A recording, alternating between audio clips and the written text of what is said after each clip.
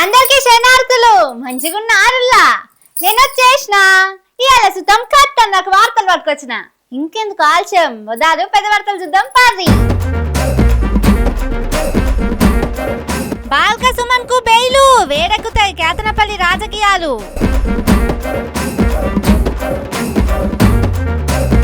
హైదరాబాద్ వచ్చిండు రాహుల్ సారు, నిరుద్యోగుల మీద పోలీసోళ్ల పోరు.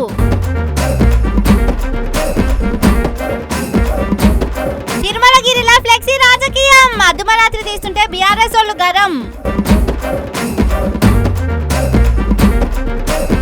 అపార్ట్మెంట్ కూల్చేది సోకు కోసమట, గాంధీ విగ్రహం ముందు నీళ్ళు ఆపుతారట.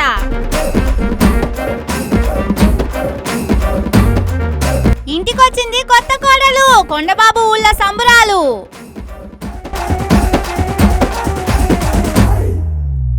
ఆగో ఇక చూడుర్రి ఉంటది. ఓ V6 వివేక్ సారో చూసుకో, మేము వస్తున్నామంటారు సార్ బీఆర్ఎస్ పార్టోళ్ళు. అబ్బా ఎంత పనయ్యే, అసలే మంత్రి వివేక్ సారు ముందుకు దుంకిండు. ఇప్పుడు కేతనపల్లి హటీటైతే ముచ్చటగా ముగ్గురు పదవులున్నోళ్ళ పరిస్థితి ఏందో కదా. బెయిల్ వచ్చిందట, నువ్వు బెయిల్ వచ్చిందట బాల్క సుమన్ అన్నకు. ఇక కథ మస్తు మజా ఉంటది కావచ్చు. ఏం రచ్చ కేతనపల్లి మున్సిపల్ చైర్మన్ పదవి కోసం ఎంత రచ్చైందో కదా. అర్థం పర్థం లేకుండా కేసులు పెట్టి లోపలికి పంపిర్రు. అధికార బలం ఉపయోగించుకొని గిట్ల చేసిరు అని రాష్ట్రం మొత్తం కోడై కూసింది. బాల్క సుమన్ కు పదవి లేకపోయినా వివేకోళ్లకు ముగ్గురికి పదవులున్నా బలంగా పోరాడి చైర్మన్ పదవి దక్కించుకుంటుంటే అడ్డం తిరిగిందని మంత్రి వివేక్ కు బాగానే వ్యతిరేకత వచ్చింది.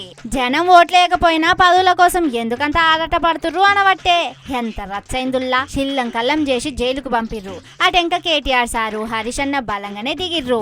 అటు దిక్కోళ్ళు మంత్రి పదవి అధికార పార్టీ బలం చూసుకుని దౌర్జన్యం చేస్తుంటే చూసుకుంటా కూసుంటారా చెప్పుర్రి. కేటీఆర్ సారు లీగల్ సెల్ ఎట్లుంటదో ఎరకనే కదా. మున్సిపల్ చైర్మన్ పదవి ఎన్నిక కాక ముంగట్నే బయటకు పట్టుకొచ్చిండు. కస్టడీ గిస్టడీ అని పోలీసోళ్లు మస్తు కథ నడిపిరట గాని గాయాన్ని ఒడ్డున పడ్డట్టు లేవు.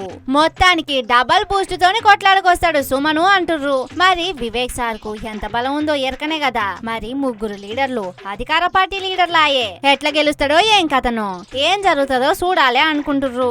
ఇంత చేసిన కేతనపల్లి మున్సిపల్ చైర్మన్ పదవి బీఆర్ఎస్ కు దక్కిందంటే మాత్రం 10 రెట్లు విజయమే అంటుర్రు ముచ్చట ఫాలో అవుతున్నోళ్ళు.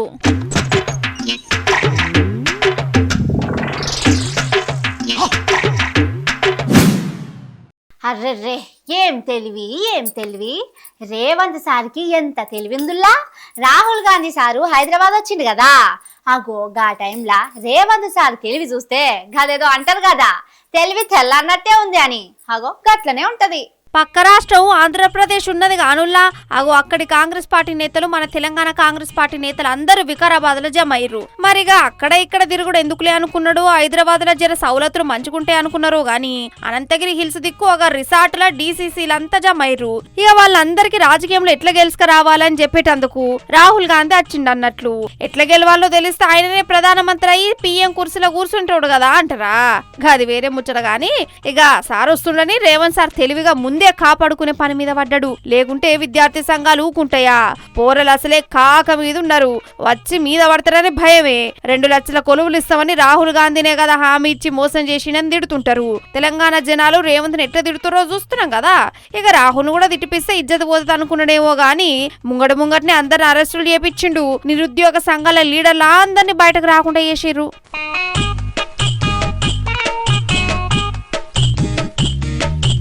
వణుకుతున్నాడు.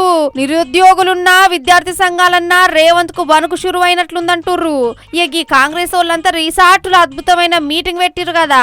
సరే వాళ్ళ పార్టీలు వాళ్ళు ఎక్కడైనా ఊరేగని అనుకుంటారు గాని దేశాలకు అధినేత అద్భుతమైన ప్రపంచ స్థాయి గుర్తింపు తెచ్చుకున్న లీడర్ వస్తుండని గా రిసార్ట్ ఏరియాల బండ్లే రాకుండా నిషేధించిరట. అర్రే గిట్లుంటదా. పాపం జనాల తిప్పలు కావు పోరి. ఓ రేవంత్ సార్ ఏమంటారో ఎరికేనా, మొన్నంటే ఒడిచిపోయింది గాని వచ్చే ఎన్నికల సర్పంచ్ ఎన్నికల్లో పోటీ చేస్తే వార్డు మెంబర్ కూడా గెలుచుడు కష్టమే. గసంటి రాహుల్ గాంధీ కోసం ఉరుకులాట అంత ఎందుకు అంటురు సార్. ఇక నయ్యం సార్కు స్వాగతం పలికేటందుకు బుల్డోజర్లు పంపిండు కాదు రేవంత్ సారు. ఈనాడు మా సార్ అన్ని బుల్డోజర్లనే పంపుతున్నాడు కదా ఎటు దిక్కుకైనా.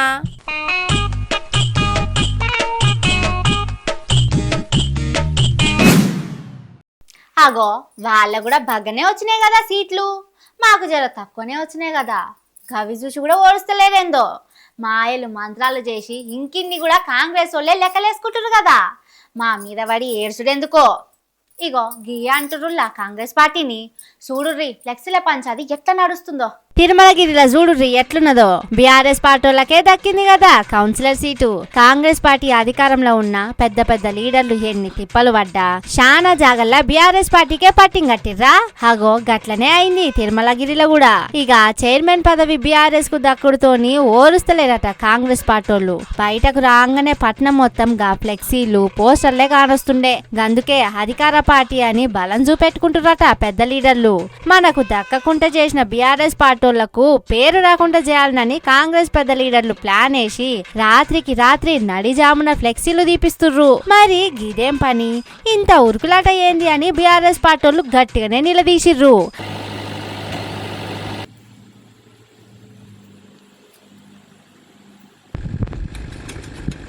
ఇదంతా కావాలనే చేస్తుర్రట.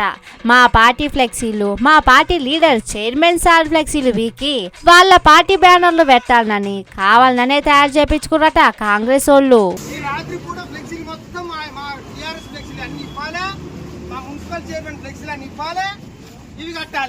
అంతే కదా, అది విషయం. తీయంగానే వేరే పార్టీ ఎట్లా పెట్టిస్తారు? రెడీగా ఉన్నాయి వాడ ఆడ బడిగా ఉంది, బండి రెడీగా ఉంది. మరి తీయద్దు, మనం ఏదుందో మాకుండా వాళ్ళ ప్లేస్ లేదన్నట్టు కాదు సార్. పెట్టుకోండి, ఆ మూల పెట్టుకోండి, ఇంకో మూల పెట్టుకోండి అనుకుంటాం గాని ఊళ్ళల్లో బుడ్డ బుడ్డ టౌన్లలోనే పెద్ద పెద్ద రాజకీయాలు నడుస్తుంటాయి. ఊళ్ళా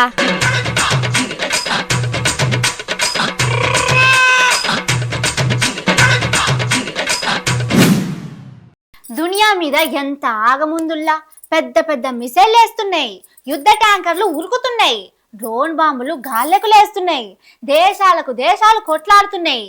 ఈ టైంలా బయట దేశానికి పోయి ఇరక్కబోయిన మన మంత్రి అని ఎరికేనా మీకు? అమెరికా ఇరాన్ నడుమ గట్టిగానే లడాయి అవుతున్నది కదా. ఇరాన్ ఇజ్రాయెల్ కొట్లాటకు ఒక దిక్కు అమెరికా ఉండే, ఇరాన్ కూడా తగ్గకుండా అమెరికాతో దోస్తాన్ చేసే దేశాలన్నిటి మీదకు బాంబులు ఇస్తున్నది. అంట్లో దుబాయ్ కూడా ఉన్నది కదా. మనోళ్ళు కూడా ఊపిరి బిగబట్టి బతుకుతురు దేశాల మీద. ఈ టైంలోనే దుబాయ్ పోయిండట మన మంత్రి తుమ్మల సారు. 4-5 దినాల కిందట ఇంట్లో ఎవరికో పాన మంచిగా లేకుంటే దుబాయ్ పోయిరట. గంతే అక్కడ నిరక్కపోయిండు సారు. అద్దామంటే మీది మోటార్లు గాలకు లేస్తలేవాయే. ఎయిర్పోర్ట్ మీదనే బాంబులేసి మామూలు జనాలే కాదులా మంత్రులకు కూడా తిప్పలైతున్నాయి కదా. ఏమో సార్ మీరు సల్లగుండాలే, బయట తిరగకూరి జరా. ఇరాన్ గుర్రుగున్నది దుబాయ్ మీద. ట్రంప్ కాకేమో ఇంకింత రెచ్చగొడుతున్నాడు ఇరాన్ ను. మీరు సల్లంగొచ్చి వచ్చి రాగానే రైతు భరోసా పైసలు వేయాలని రైతులు కూడా కోరుకుంటుర్రు. దేవుళ్ళ గుడాలు గట్టిగానే మొక్కుతుర్రు.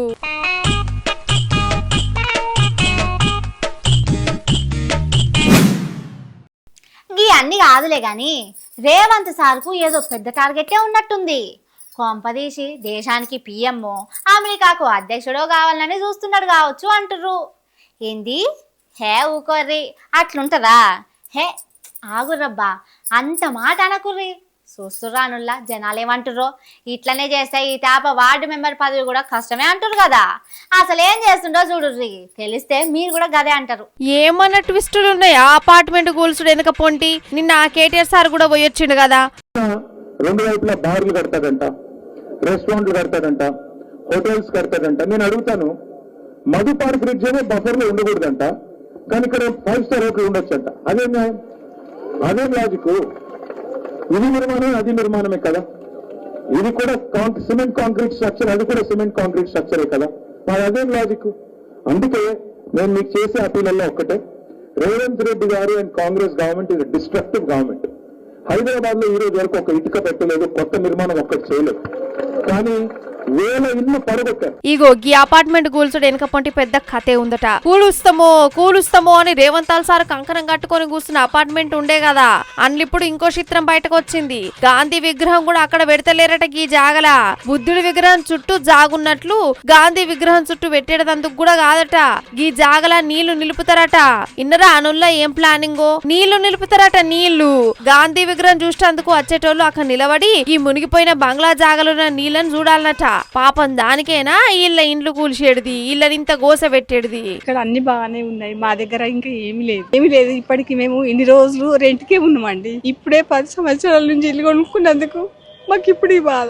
పిల్లలు పెద్దగా అయిపోయింది, ఇప్పుడే అందరు ఇంకా లోన్ల మీదనే ఉన్నది. మా బతుకులు ఏం కావాలి ఇప్పుడు? మా చిన్న బతుకులు ఆస్తులు ఏం లేవు, ఇంకా ఇల్లు ఒకటే మిగిలిపోయింది. ఆయన డబ్బులు వద్దు, అది ఏమద్దు, మేము తృప్తిగా కట్టుకున్న ఇల్లు మాకే కావాలి. బాగా అయింది, మా సార్ కూడా క్యాన్సర్ వచ్చి కాలం చేసిండు. ఆయన పోయినాక ఇవన్నీ మాకు సమస్యలు. 2 సంవత్సరాలు అవుతుంది. బాధ పెట్టకు, అసలు నిద్ర లేదు, తిండి లేదు, ఇంకా ఏం బాధ పెట్టాలండి చెప్పండి. హాస్పిటల్ పున్ననే తిరుగుడు ఉంది. ఇప్పటికి రిపోర్ట్లు చూస్తుంటే ఇప్పటికి హాస్పిటల్ పున్ననే తిరుగుతున్నాం. ఇంకా మేము ప్రాణాలైనా వదులుతాం కానీ మా ఇల్లు మేము మాత్రం ఇయ్యమండి. మేము ఇన్ని రోజులు రెంట్కుండి కష్టపడి పైసా కూడబెట్టి లోన్ల మీద తీసుకున్నాం మా ఇల్లు తృప్తిగా. మా సొంతం అన్నట్టు అదొక తృప్తి అయిపోయింది. పండుకున్న నిద్ర వచ్చి అసలు నిద్ర పోకుండా చేసిండు ఆయన మాకు. అక్కడ ఎక్కడో కిలోమీటర్ దూరం గాంధీ తాత విగ్రహం పెట్టి ఇక్కడ దాకా నీళ్లు నింపి గా నీళ్ల మీదంగా పిల్లగాలులు వస్తుంటే చల్లగా ఎంజాయ్ చేసి మురిసి ముప్పందం కావాలట. చుట్టుపొంటాన్ని సర్కారు జాగలే ఉన్నాయి గాని ఈ ఒక్క అపార్ట్మెంట్ కూలిస్తే మంచిగుంటదని లెక్కలేస్తురట. ఇల్లు కూల్సి నీళ్లు నిలుపుడేందో పోరి అందులో బోటింగ్ గీటింగ్ పెడతామంటురట కూడా. ఏం ప్లాను ఇంకో కతిన్నర అనుల్లాగి ఈ మూసి ప్రాజెక్టు పని మీద 25 లక్షల కోట్లేవో స్కామ్ నడుస్తుందట. మేం కష్టపడి సంపాదించిన సొమ్మంతా కాంట్రాక్టర్ల పాలు చేస్తామని జనం గట్టిగానే అరుచుకుంటుర్రు.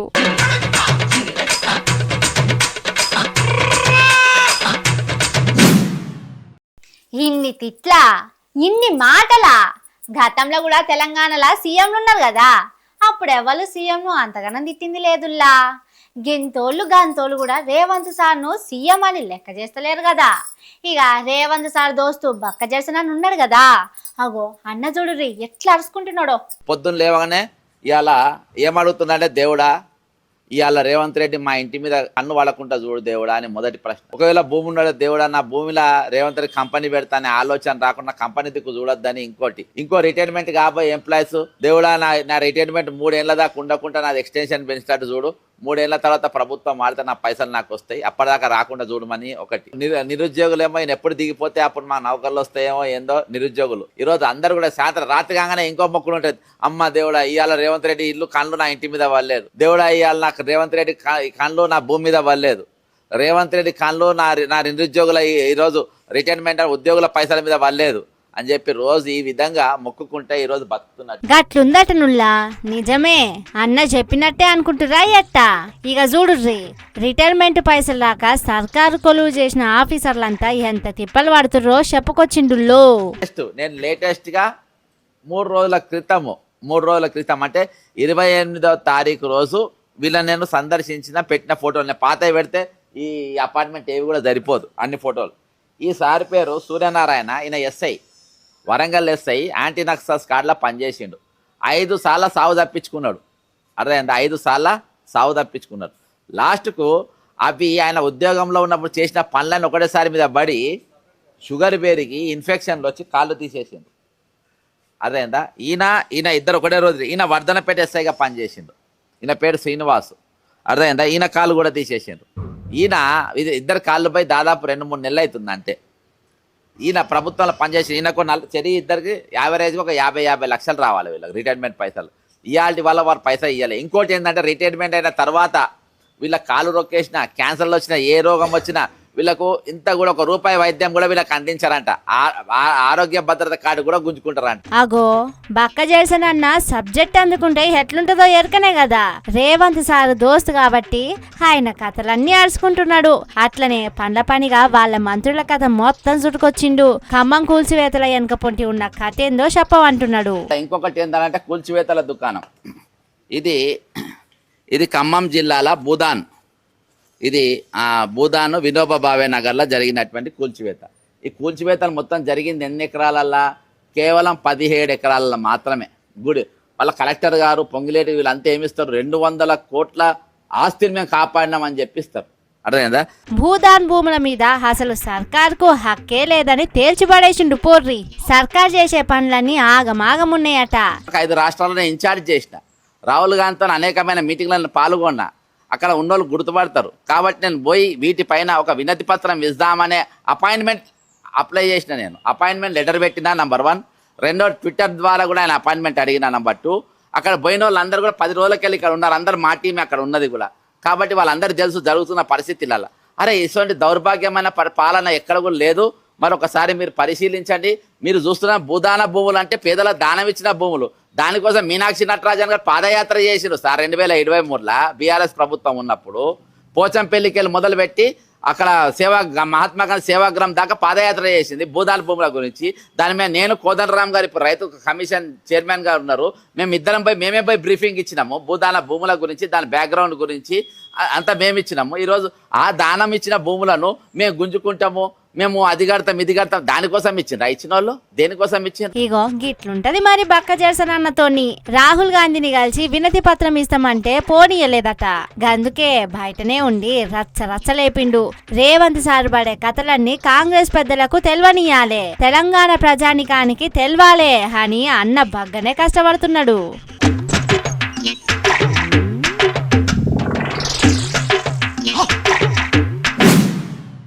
అగో మన ఊరుకు కొత్త కోడలు వస్తే ఊళ్ళలో ఎట్లుంటదుల్లా, ఇంటి ముంగడికించి పోతుంటే అందరూ బయటకు వచ్చి చూస్తారు కదా, మరిగా స్టార్ హీరోయిన్ వస్తుంటే గా మాత్రం ఉరుకులాట ఉండదా ఎట్లా? అగో తెలంగాణకు కొత్త కోడలు వచ్చింది కదా, చూడదు ఎట్లున్నదో. రష్మిక మందన్న తెల్వందే వాళ్ళకి గాని పుట్టినిల్లు మెట్టినిల్లు అని ఆడపిల్లకు రెండిండ్లు ఉంటాయి అన్నట్టు రష్మిక మందన్న కూడా మెట్టినింటికి వచ్చింది. ఇవాళ విజయ్ దేవరకొండ సొంతూరుకు తీసుకుపోయిండు ఇంటామెను. మరి పొరక పట్టించి వాకిలి ఉడిపించి పెండ కలిపి సాన్పు జల్లిచ్చి ఇంటి ముంగట అందంగా ముగ్గు కూడా పెట్టిస్తే మంచిగుంటది కావచ్చు అంటుర్రు. గీతా గోవిందన్ సినిమాల ఈమెతోనే కదా గసంటి అన్ని ఊహించుకుంటాడు కొండబాబు.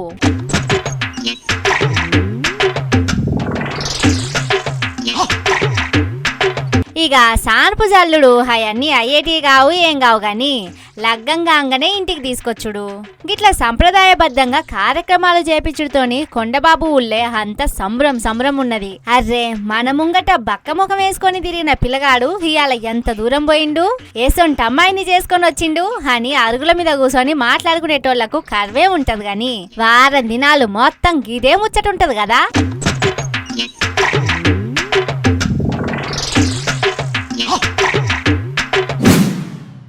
అయ్యో వద్దమ్మా, అట్లా చేసుడు కరెక్ట్ కాదమ్మా అని చాలా మంది చెబుతుర్రు. ఇప్పుడు ఆచితూచి అడిగేయాలని అంటారు కదా, కింద నడిచేటప్పుడే అట్లా చేస్తే వీళ్ళు చూడుర్రి అంతెత్తు మీద ఎంత సాహసం చేస్తుర్రో. అగో రేవంత్ సార్ గీ అన్ని చూసుకునేటోళ్ళు ఎవరు సార్, వాళ్ళకేమన్నా బాధ్యత ఉందా లేదా ఎట్లా? గతంలో ట్విట్టర్లో ఏం కానొచ్చినా ఎమటే రియాక్ట్ అయ్యేటోడు కేటీఆర్ సారు. ఈ తాప గిసొంటి చూసి చెబితే చూసి ఇడిచిపెట్టేటోళ్లే గాని పట్టించుకునేటోళ్ళు పలానా మనిషి ఉన్నాడని ఎవలకు చెప్పుకోవాలి సార్. మన హైదరాబాద్ సంతోష్ నగర్లా స్టీల్ బ్రిడ్జి కడుతురు గానుల్లా చూడుర్రి ఆకాశంలో ఏసొంటి సాహసాలు చేస్తుర్రో, కానీ ఏమన్నా ప్రాక్టీసా? అంతెత్తు మీద అంత సాహసం చేస్తుర్రంటే దినాం చేస్తూనే ఉంటది కావచ్చు, కానీ అటు ఇటు అయితే పరిస్థితి ఏందో కదా. చేయి జాడితే ఏమైనా ఉందా చెప్పుర్రి? కింద బస్సు మీద పడ్డా 2-3 ఆగమవుతారు, కారు మీద పడితే తుక్కు అవుతుంది, మనుషుల మీద పడితే సీదా ఫ్రీ టికెట్టే. ఓ అన్నలు తమ్ముళ్ళు మీ టాలెంట్ బగ్గనే ఉన్నది కానీ జనం పానాలతోని ఆడుకోకుర్రి తమ్మి. మరి గా కాంట్రాక్టర్లు ఎవ్వలు, అవిటి మంచి చెప్పలా చూసుకునే ఆఫీసర్లు ఎవ్వలు? అంతెత్తు మీదంగా పడుతుందని మీద పని నడిపిస్తున్నదని కిందున్నోళ్లకు తెలుసునో లేదో కదా, ఎవరు చూస్తారు చెప్పుర్రి? గా ట్రాఫిక్ లో ఉరుకుడు పని మీదనే ఉంటారు. అయితే